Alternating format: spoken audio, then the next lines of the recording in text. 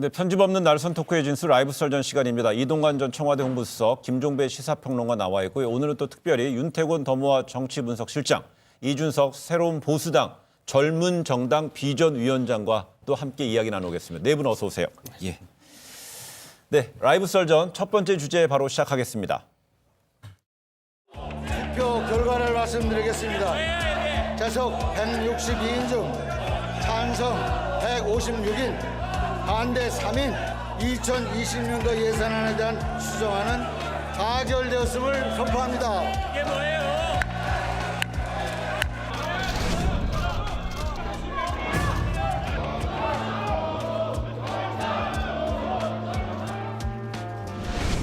어려움 속에서도 이렇게 전열을 또 다른 목적은 연동형 비례대표제 선거법과 공수처법도 이렇게 날치기 처리하겠다고 하는 예고로 보였습니다.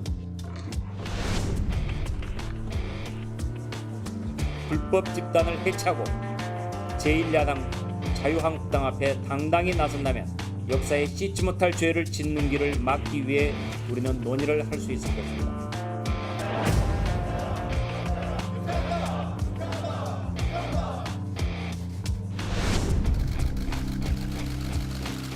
오늘 본회의를 열어서 선거법과 검찰개혁법 등 개혁 법안과 유치원 3법 등 민생 법안을 상정해서 추진할 예정입니다. 우리 당의 의석 손실을 감수하는 정치개혁의 시도를 장기 집권 음모, 좌파 독재 음모, 또 의회 쿠데타라고 매도하고 있습니다.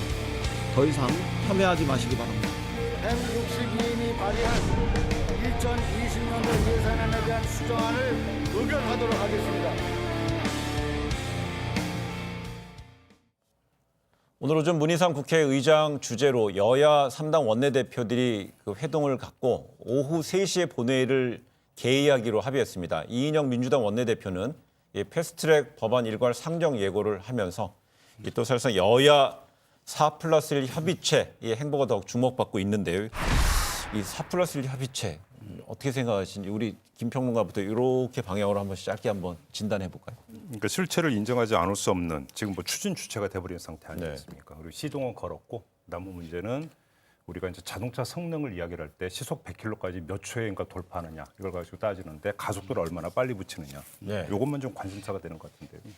저는 먼저 그 4+1은 좀 이따 저 기회 되면 하겠고 지금 이 저 연동형 비례대표제가 왜 하는지를 모르겠어요. 솔직히 왜냐, 자 기껏 3석 줄여가지고 비례대표를 이제 크게 늘리는 것도 아닌데 2015년에 그 중앙선관위가 제안했던 그 안이라면 저도 의미가 있다고 생각해요.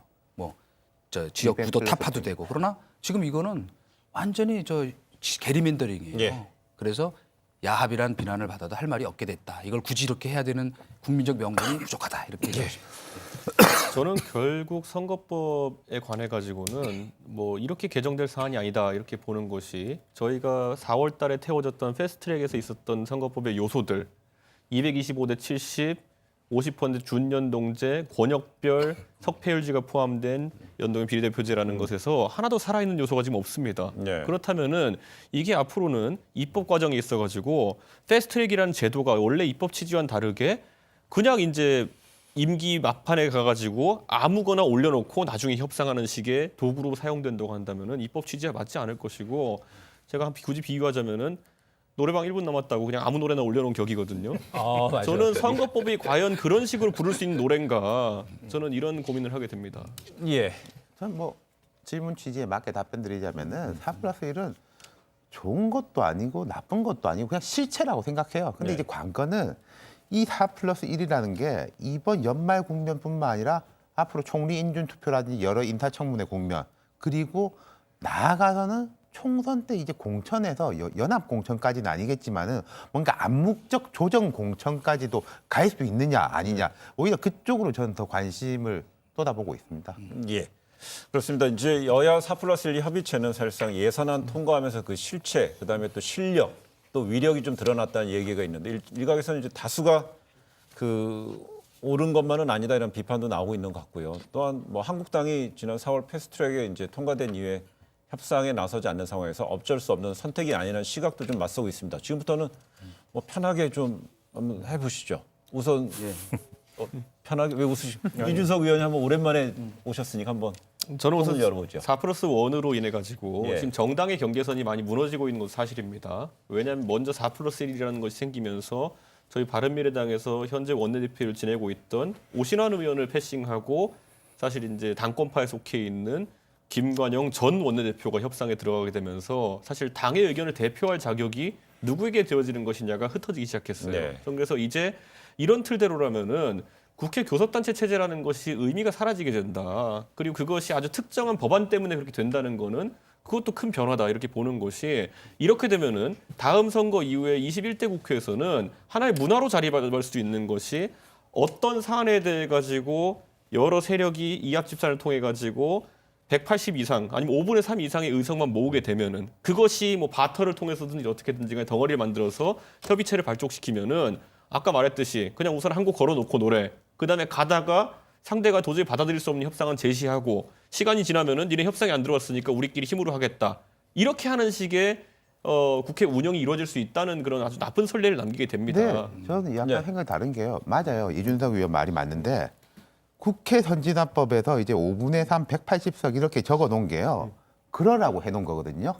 특정한 한 당이 아니라 합의제 민주주의를 통해서 1+3이 되든지 2당 4당이 2, 3, 4당이 합치든지 예를 들어서 1988년에 13대 국회에서 4당 체제였지 않습니까? 민정당, 평민당, 통일민주당, 공화당. 때로는 민정당, 공화당이 합치고 때로는 통일민주당, 평민당, 공화당이 합치고 이런 식으로 했었대요. 물론 그러다가 이제 3당 합당을 통해 가지고 이게 어그러졌지만은 이준석 의원은 그거를 좀 우려한다라고 말씀하셨는데 그러라고 만든 사실은 지금 국회 제도예요. 그 평가를 떠나가지고. 저는 그래서 거기에 대해서 반박하자면은 사실 우리가 180석이면 5분의 3의 국회의원이라고 한다면은 상당히 민의와 닿아 있는 판단을 하고 있다고 볼 수도 있습니다. 대의민주주의이기 때문에. 저는 그렇지만은 그 판단을 개별 법안에 대해 가지고 5분의 3을 넘기는 정도의 어떤 그런 당연한 법들에 대해 가지고는 적용하는 것이 무리가 없다 보지만은 지금 같은 경우에는 누가 봐도 정당 간의 이해관계로 상당히 상이한 법안들이 바터가 되는 상황들입니다. 예를 들어 우리가 제가 비유하자면 묶음 상품으로 제가 치킨하고 피자는 같이 파는 건 봤어도 치킨이랑 광어회를 같이 넣어놓고 이걸 세트 상품이라고 묶어가지고 이렇게 동의를 구한다는 거는 저는 굉장히 이상한 상황이고 선거법에 대해 가지고 저는 한 가지 지적하고 싶은 게 그렇게도 지고지순한 다수가 5분의 3 이상이 동의하는 선거법 하나가 있다면은 왜 표결을 직전에 둔 지금까지도 그 안이 무엇인지 대한민국 국민들은 알지 못하고 그에 따른 수기의 시간을 얻지 못하는 것인지 만약 개헌을 한다고 했을 때 저는 개헌안이 최종 안이 나오면은 거기에 대해서 뭐 한 달이든 두 달이든 최소한 토론도 거치고 하면 수기의 과정을 거친 다음에 국민들의 국민투표를 물어야 되는 것이지 오늘 만들고 내일 국민투표를 물어보면 말이 안 되는 거잖아요. 선거법도 마찬가지입니다.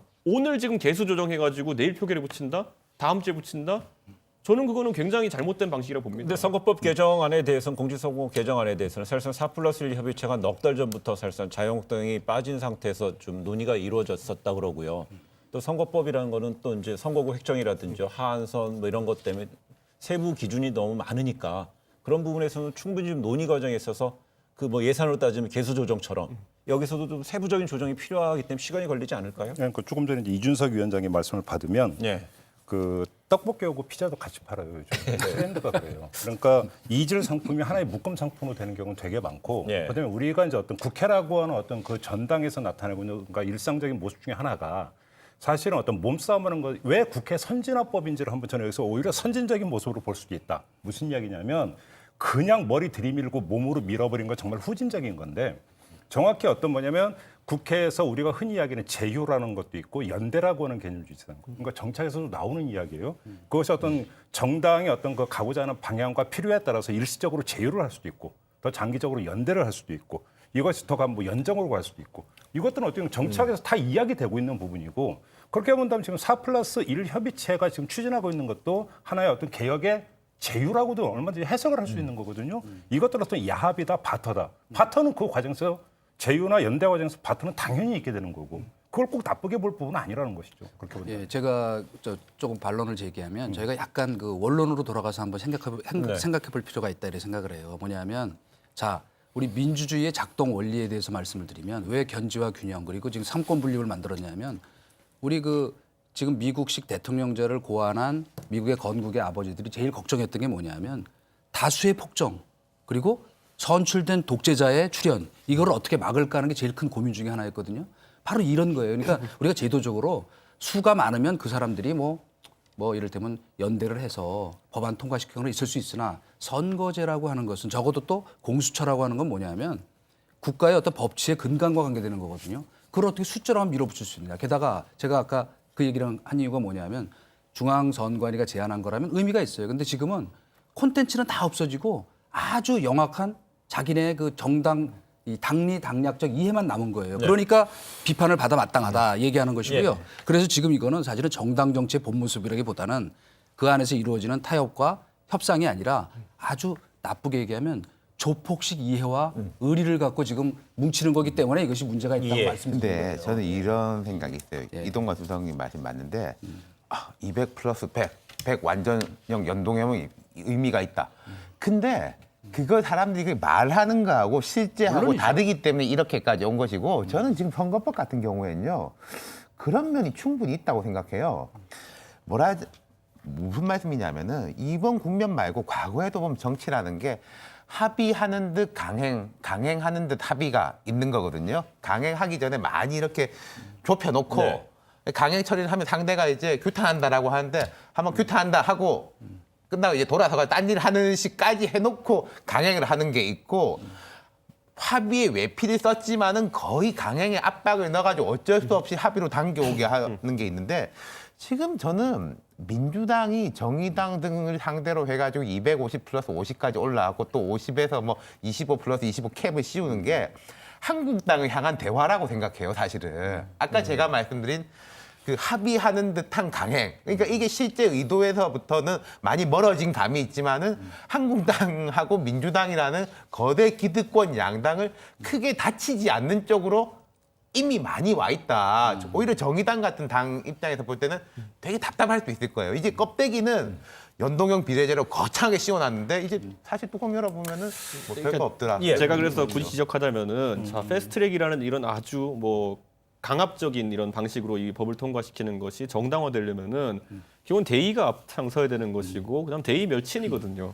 근데 지금 같은 경우에는 그 친소관계 때문인지 아니면 정당 간의 이해관계인지 때문인지 모르겠지만은 가장 최근에 그 4+1에서 협의되었다는 것을 들어보면은 개탄할 일인 게 자 사표를 방지하자는 그런 어떤 연동비례제 도입의 취지 자체는 뭐 누가 저항하기 어렵습니다. 사표라는 것은 그 자체로 긍정적인 평가를 받기 어렵기 때문에 자 그런데 그 이후에 지금 나온 예를 들어 선거구 획정 기준 변경 같은 걸 한번 생각해 보시면은 그것도 어떤 대의에 따라서 이루어진 것이라면 모르겠으나 호남 지역의 의석 감소 등이 우려되기 때문에 3년으로 기준일을 변경해가지고 3년 동안의 인구 평균으로 선거구를 획정한다라는 4월 달엔 아무도 하지 않던 얘기가 지금 나가지고 마지막 일본 노래 부를 때 나오고 있어요. 저는 이런 것들이 과연 대의를 위해서 가는 길이냐 아니면 아까 말했듯이 굉장히 멸친을 하지 못하고 결국은 친소관계 때문에 머리를 흔들고 있는 상황 아니냐 지금. 그거에 대해서는 게 맞죠. 그리고 이제 선거구 획정 문제하고 그거는 이 제도하고 약간 차이가 있는 거니까 저는 이 예를 들어서 그 호남 쪽 대한신당에서 이런 이야기를 하더라고 다른 민주당이라든지 이런 쪽에 꺼낸 것 자체가 이준석 의원 같은 사람한테 비판을 받아가 우리 당신 말들 들어주고 싶지만은 어쩌겠냐라 하기 위한 또 정치적 스킬도 있다고. 그런데 그렇게 될 것 같으세요? 안 될 것 같아요? 저는 그건 어렵다고 봐요. 3년 평균에 그리고 이제 선거구 획정 같은 이제 미세한 부분에서 사실은 논란거리가 좀 있다고 생각해요. 근데 이제 조금 전에 이준석 위원장께서 말씀하신 대의만 가지고 말씀을 드리면 자, 그 각 정파마다 어떤 대의에 입각해서 자기들이 정치를 한다고 이야기를 해요. 그러면 대의라고 하는 것들이 이것이 어떤 학문의 영역에서 끝내는 이것이 객관적 진실일 거라고 규명이 되는 게 아니라 정치에 있어서의 대의라고 하는 개념은 어떻게 다수의 국민들로부터 동의를 끌어낼 것인가. 결국 거기서 나온다라고 전제를 한다면 제가 볼 때는 사실은 이렇게 가는 데 있어서는 자유한국당의 어설픈 논리와 대처가 한몫해준 측면이 있다. 도와준 측면이 있다는 걸 제가 하나만 말씀을 드리면 이런 거예요. 자, 자유한국당은 연동형 그 비례대표제는 대통령제를 어떤 채택하고 있는 우리나라에서 맞지 않는다에서부터 시작을 해요. 반대 논리가. 이 논리가 어떻게 가냐면 대통령제에서는 강력한 어떤 견제할 수 있는 강력한 야당이 있어야 되는 것이고 사실상 양당제로 가야 되는 건데 연동형 비례제로 가면 군소정당을 난립을 시켜가지고 대통령의 어떤 폭주를 막을 수 없으니까 대통령제에 맞지 않는다. 이런 식의 논법으로 대처를 해왔어요. 그러면 듣는 군소정당이 어떻게 했어요? 첫째. 이걸 한번 생각을 해보시고 두 번째 그거에 대해서 그렇다면 그러니까 어떤 게 있냐면 여기서 이런 이야기가 되기 위해서는 자신들이 어떤 유일한 선명 야당이라고 하는 것을 국민들한테 어필을 했다면 저는 그걸 먹혔을 거라고 생각하거든요. 어필이 안 된 거죠. 그러니까 결국은 공간을 어디서 열어줬냐면 자유한국당이 결국은 어떤 그런 어설픈 논리가 공간을 열어준 측면도 있다. 그런 점에서 대의 전쟁에서 자유한국당은 지금까지 밀려왔다. 이 점을 그러니까 그 간과해서는 안 된다라는 거예요. 제가 이 질문 한번 던져보겠습니다. 그 지금 현재 250 더하기 50의 이제 비례대표인데 연동형 비례대표제 얘기를 하면서 지역구는 뭐 지역구 우리 국민들이 직접 투표를 통해서 직접 대의민주주의가 좀 발현이 된 거라지만은 비례대표에 대해서는 뭐 직능별로 대표성을 갖는 분들이 나온다지만 특히 이번에 선거제 어떤 4+1 협의체가 주도하고 있는 선거제 개정안에 대해서는 자칫 이 그 뭐 당들끼리 어떤 자당의 어떤 이기주의가 반영돼서 그런 부분이 좀 대의 부분이 많이 상실될 수 있다라는 또 우려에 대해서는 어떻게 봐야 될까요? 그럼 바로 그거죠. 그러니까 조금 아까 이제 우리 그 김평론가 얘기하신 거에 대해서 이어서 지금 앵커 질문까지 연결해 제가 좀 답을 하면 우선은 이 제가 왜 자꾸 민주주의 작동을 얘기를 하냐면 우리가 과거에 민의를 자꾸 얘기하는데 그 3당 합당이 민의였어요? 아니죠. 자기네끼리 그래서 뭐 야합이라고도 얘기해요. 결국은 거기 저 합류하지 않은 그 꼬마 민주당 출신 노무현 대통령이 오늘날 지금 말하자면 이 정치 세력의 바로 원조처럼 된 거잖아요. 지금도 똑같은 거라고 나는 보는 거죠. 뭐냐 이해를 갖고 연합을 하는 거는 그거는 사실은 그게 바로 대의인 거지 거창하게 얘기하면. 근데 실리를 얻기 위해서 명분을 버리는. 그래서 제가 아까 처음에 얘기했잖아요. 세석 늘리려고 비례대표 이 난리를 치고 1년 동안 물론 자유한국당 태도 비판받아 마땅합니다. 그런 식으로 해서는 안 됐었던 거예요. 그 협상에 응하면서 말하자면 그거를 극대화시켰어야죠. 왜 문제가 있는가를. 그런데 지금 현재 벌어지고 있는 것은 바로 우리 앵커들 질문에 그대로 있는 대로 자칫하면 그 퇴행적인 비례대표 운영으로 또 연결될 가능성도 매우 높다. 그러니까 이런데 지금 10호상 진행되는 거 보면 권역별 석패율제도 지금 없어져. 거의 없어지는 쪽으로 되죠. 그런데 아까 지금 얘기하신 이 인구 하한선 기준 그거는 지금 사실은 거의 되는 쪽으로 더 가까이 가는 걸로 지금 보고 있잖아요. 물론 그런 비판 때문에 제도에 걸릴지 모르겠지만 지금 대한신당하고 민주평화당 쪽은 거기에 또 목숨 걸고 있기 때문에 결국 퇴합될 가능성이 많거든요. 결국 이게 뭐냐면 이렇게 누더기로 만드는 지금 이 과정이 결국 그걸 어떻게 우리가 정당한 어떤 정치 과정이라 얘기할 수 있느냐. 짧게 하나만 말씀드릴까요? 그러니까 이제 실리를 얻기 위해서 명분을 버렸다라는 이야기를 선거법 하나만 가지고 얘기하면 착시가 발생할 수 있어요. 무슨 얘기죠? 아까 이제 그 이준석 위원장께서 말씀하신 바터, 그러니까 정치적 어떤 그 흥정, 그러니까 협상 중에 그런 게 있으니까 저는 그 인정을 하거든요. 자, 그럼 여기서 뭐를 봐야 되냐면 같이 봐야 돼요.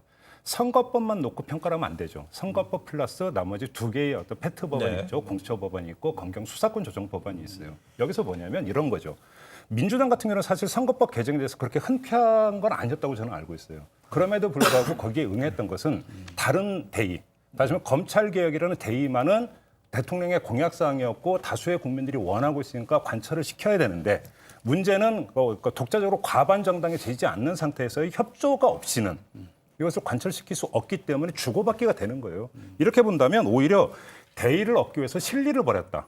이렇게도 볼 측면이 있다라는 거예요. 그러니까 하나만 떼어놓고 보면 착시가 발생한다는 점만 강조하고 싶은 거죠. 이전에 보면은요, 이 4+1 협의체 실체라든지 위력에 대해서는 네 분이 다 이제 공감하시잖아요. 그런데 이제 예산안에서는 4+1 협의체가 주도했고 자유한국당이 빠진 상태였는데 조금 전에 얘기한 대로 선거제뿐만 아니라 그 패트에 올려져 있는 두 개 주요 법안에 대해서도 만약에 민주당이 자유한국당이 이제 배제된 상태에서 4+1 협의체로 계속 해 간다면 거기에 대해서는 어떻게 봐야 될까요? 저는 당장 정의당 같은 경우에도 이번 국면에서 사실 저희 당의 어르신이랑 그다음에 그 이정미 대표가 단식을 하면서 이 판이 이제 벌어졌는데 그 이후로 사실상 준연동제라는 그 당시에 정의당이나 아니면 저희 당의 어르신 주장과는 조금 다른 약소화된 안을 가지고 이제 패스트트랙에 참여했기 때문에 막판에 지금 이제 민주당이 결국에는 덩어리의 논리로 이제 가는 것에 대해 가지고 굉장히 반발이 심한 것으로 지금 알려져 있는데 저는 이것만 본다 하더라도 이 안들이 얼마나 합의되지 않은 상태에서 흘러가는 것이냐. 그래서 4+1 내에서 지금 나오는 말이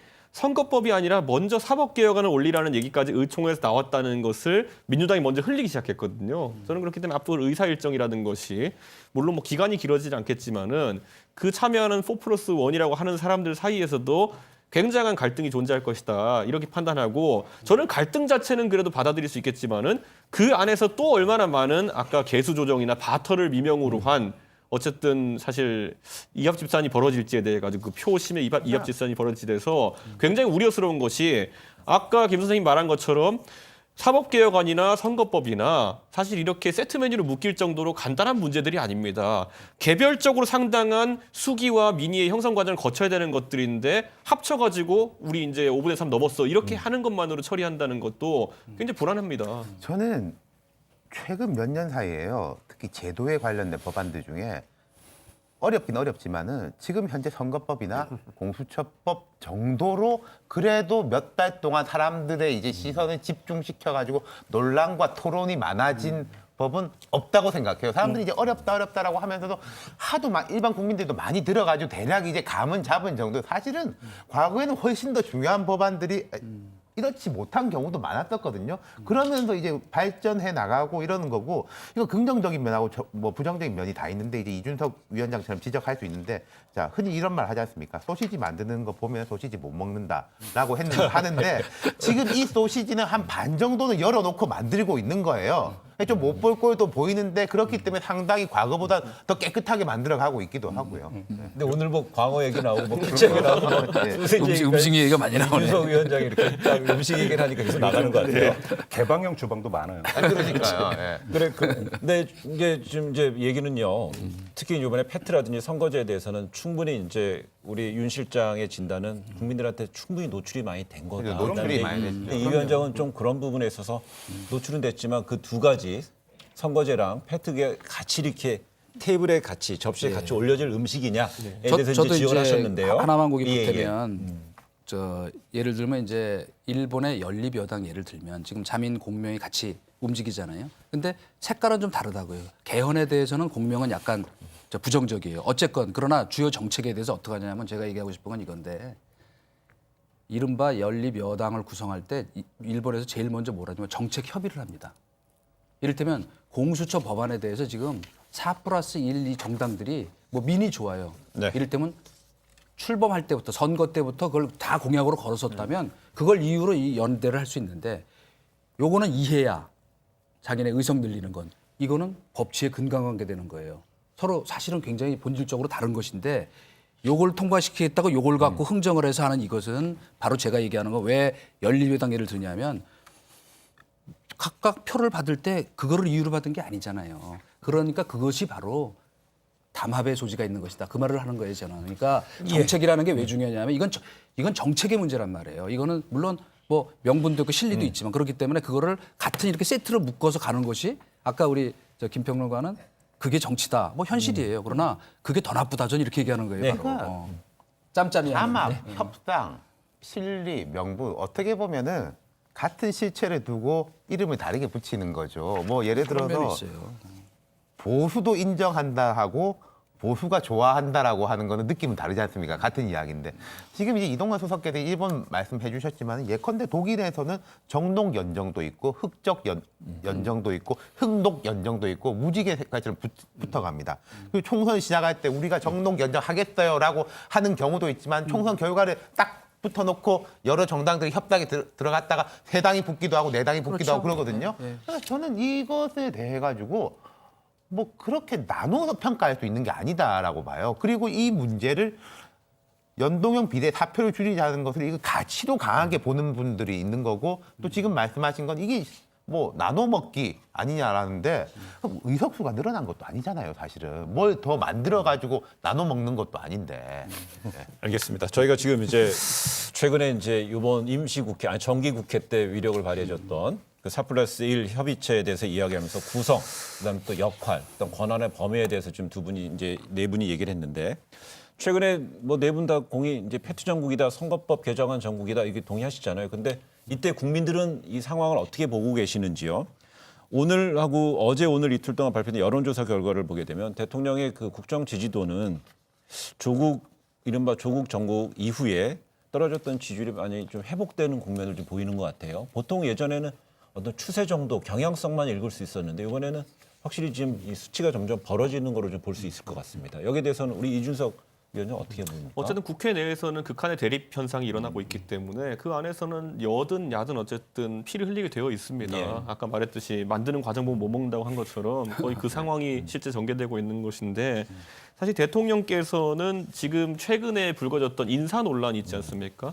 그것은 수렁과도 같은 것이었는데 그걸 극복했기 때문에 지금 이 단계에 온 것이다 이렇게 판단하고 항상 대통령의 지지율은 강한 경쟁자와 이제 결부되어 있습니다. 예. 그러니까 차기 권력에 대한 어떤 기대감이 생기느냐에 따라 가지고 그 레임덕이 올 수도 있고 여러 가지 현상이 나올 수 있는데 지금은 솔직하게 말하면 야권에서 대통령을 위협할 만한 아주 뭐 지지를 받는 차기 권력이 나타나기보다는 오히려 대선 주자 1위 하고 있는 이낙연 총리가 대통령과 상호 보완적 결합을 하고 있는 그런 모양새이기 때문에 저는 이런 효과가 좀 강해지는 것 같다. 하지만 총선 때는 좀 다를 수밖에 없는 것이 총선 때는 문재인 정부의 성과에 대한 면밀한 평가가 이루어질 것이다. 이렇게 좀 봅니다. 알겠습니다. 그 뭐 짧게 얘기하시고 다음 주에 넘어가고 싶은데 두 분 중 어느 분이 한번 짧게.